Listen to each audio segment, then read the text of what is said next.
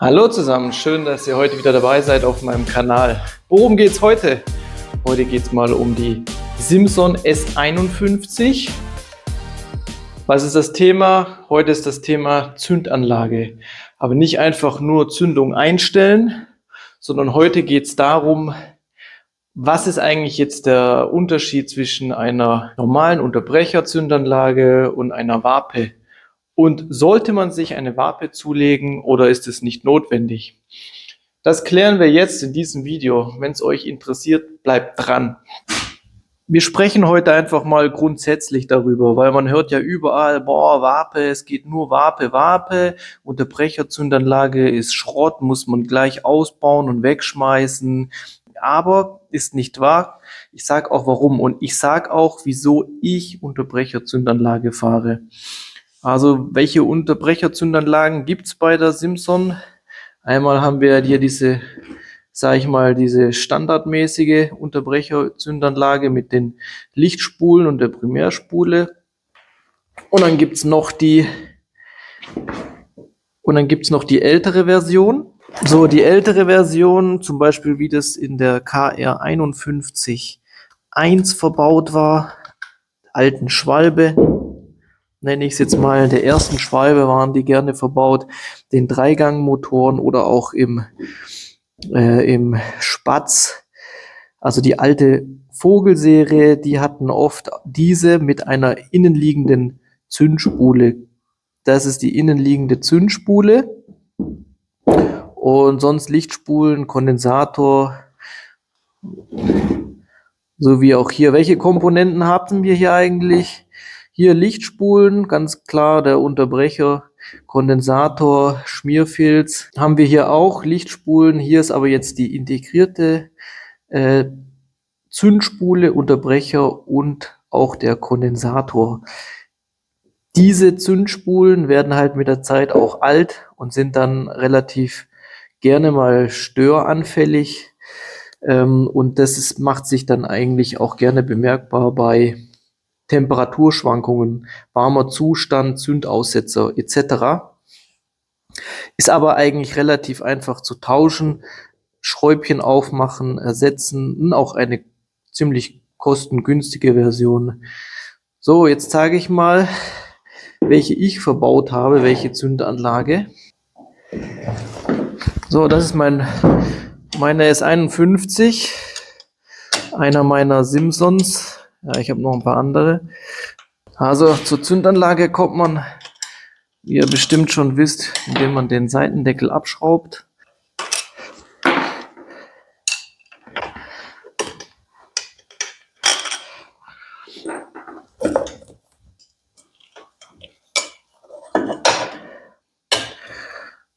So, hier hockt sie, das gute Stück. Jetzt werdet ihr euch wahrscheinlich wundern, dass die so tippitoppi aussieht. Aber das ist eine China-Version, also es ist natürlich ein Nachbau der klassischen Unterbrecherzündanlage. Kann man ganz günstig kaufen für, ich sag mal, ungefähr 30, 35 Euro. Kriegt man die schon im Internet. Und klar, Unterbrecher dabei und also Kondensator, Unterbrecher dabei. Und wer also Störungen an seiner Zündanlage hat oder vermutet, kann sowas ganz kostengünstig tauschen. So, also man braucht jetzt keine Vapezündung kaufen für, was weiß ich, 200 Euro, um normal fahren zu können. Also wenn ihr ein getuntes Moped habt, ja, mit Leistung und wo es wirklich auf Drehzahlen alles rausgehen muss, da ist natürlich eine Vape dann optimal, ja. Also die gibt dann auch sicher immer die volle Zündspannung. Wenn ihr aber ein Serienmoped habt und ihr einfach eure 65, 70 km/h fahren wollt, dann reicht euch eine völlig normale Zündanlage. So, das Einzige, wo ihr halt mal gucken müsst, ist, ja, auch wenn ihr Probleme habt, dann tauscht, mein Gott, dann tauscht den Kondensator hier, der kostet 1 Euro, der Unterbrecher hier, der kostet vielleicht 2 Euro, tauscht den, stellt es einmal ein.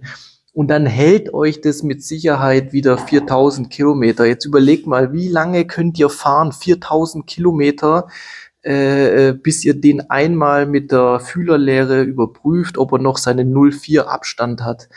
Da könnt ihr mit Sicherheit, wenn ihr täglich 30 Kilometer fahrt, ein Jahr lang jeden Tag fahren, ohne euch Gedanken zu machen. Also so könnt ihr auf jeden Fall kostengünstig unterwegs sein.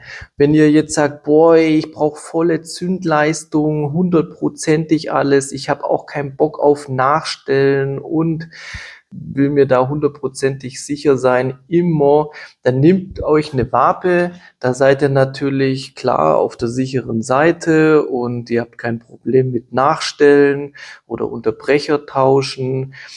Und ihr könnt auch bei getunten Mopeds habt ihr volle Energie immer und auch gute Lichtausbeute immer. Aber fahrt ihr einfach stinknormal in der Gegend rum, in die Stadt oder an die Tankstelle, da reicht euch eine ganz normale Unterbrecherzündanlage für 30 €, die ihr überall mittlerweile kriegt. Und das hier ist eine China-Zündanlage, funktioniert einwandfrei. Ich hätte jetzt auch meine Originale nehmen können. Stellt er eben einmal nach auf 0,4 und damit ist gut. Ja, wenn es wirklich mal Probleme mit der Zündanlage geben könnt, also beispielsweise ihr habt jetzt hier, ich sag jetzt einfach mal die neuere Version hier, beispielsweise diese Version hier.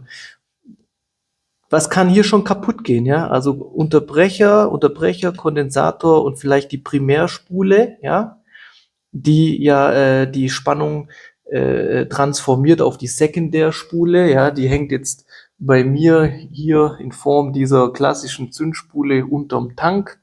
Könnt ihr jetzt hier nicht direkt sehen.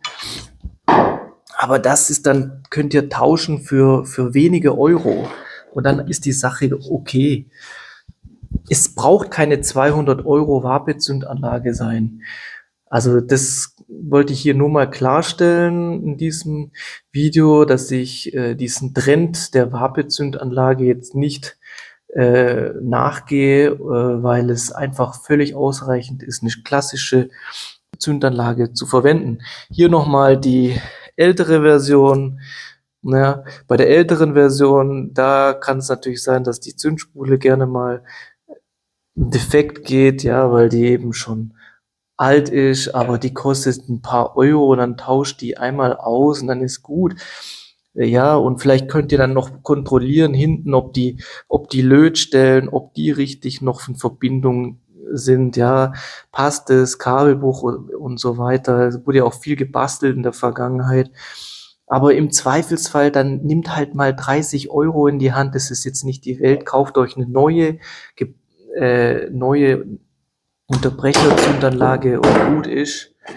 Also wie ihr seht, ich fahre hier mit meiner normalen klassischen Zündanlage rum, habe da überhaupt null Probleme mit und also wer fährt jetzt schon so wahnsinnig viel, ja, und dass es jetzt sich lohnt, eine Wapezündanlage zu verbauen, ja.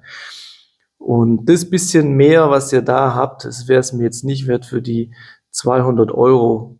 Aber wie gesagt, wer sich 100%ig sicher sein will, wenn du volle Zündspannung immer haben willst, ein Rennmoped dir aufbaust, wenn du 100%ige Top-Lichtleistung haben willst, dann hol dir eine Wabe und zahl deine 200 €.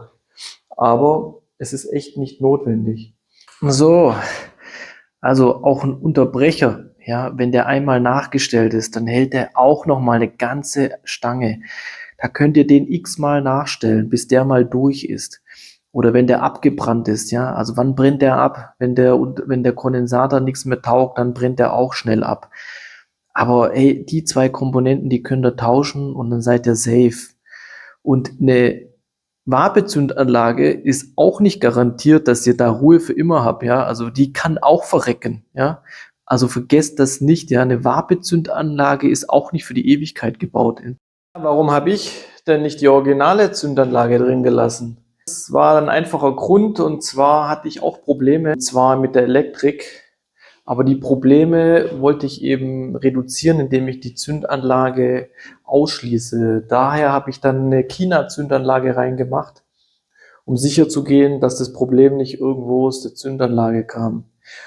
Und es kam auch irgendwo anders her. Also meistens ist der Fall, ja, dass weniger immer die Zündanlage das Problem ist, sondern irgendwo anders, ja. Also oft liegt der Fehler im Bereich Zündschloss oder Kabelbruch irgendwo woanders, aber es ist nicht die Zündanlage oder Zündkerzenstecker, Zündkerze.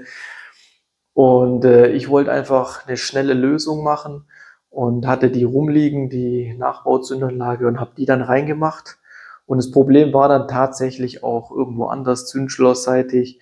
Und bisher ist die drin geblieben, ja, weil sie einwandfrei läuft und ich keine Lust hatte mehr, die Originale reinzumachen, wobei ich das vielleicht irgendwann mal wieder machen werde.